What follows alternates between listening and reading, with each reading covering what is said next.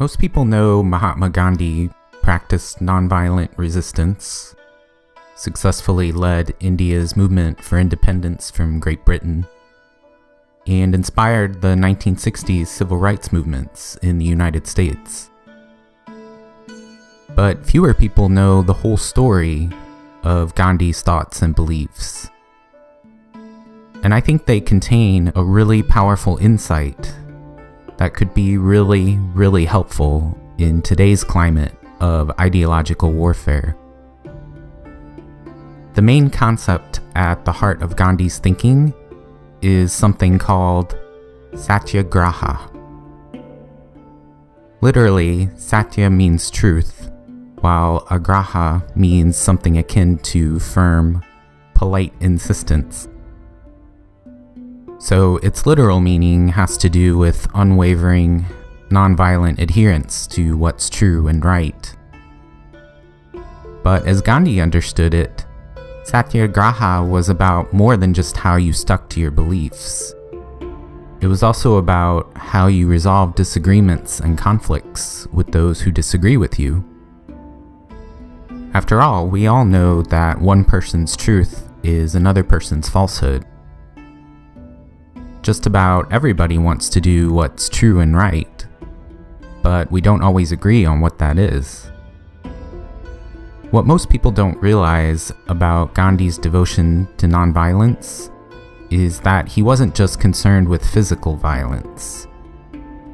He meant violence in all forms: verbal violence, psychological violence, emotional violence. Gandhi believed you should be devoted to what's true and right as you understand it, but you shouldn't attack, demean, or coerce anybody in the name of your beliefs. His desire was to move beyond this battlefield mentality in which you fight for your beliefs and I fight for mine, and we're both trying to get what we want and stop the other from getting what they want. And if I can't compel you to adopt my beliefs, then I'm perfectly justified in inflicting violence, physical or otherwise, on you.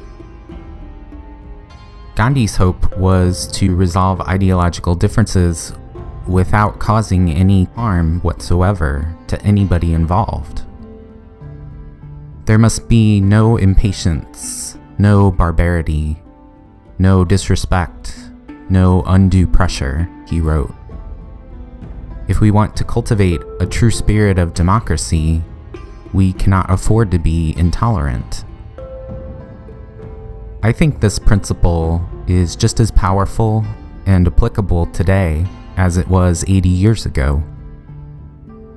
I think it's going to be a major ingredient in ending our constant tribal us versus them antagonisms and the forces of systemic discrimination, prejudice, and oppression all over the globe.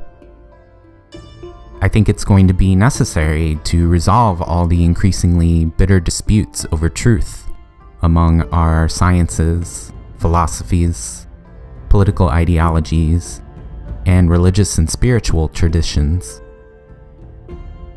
We spend a lot of time trying to figure out how to convert people over to our way of believing and thinking. What we don't do is think about how we can do this in a way that doesn't cause any harm to the people we're trying to reach. How do we do it so they retain their dignity? How do we do it so we don't cast them as inferior to us?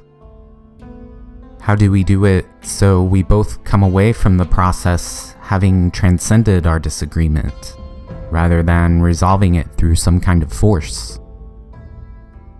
We should spend a lot more time thinking about those questions. The benefits of resolving our differences in this way would be enormous.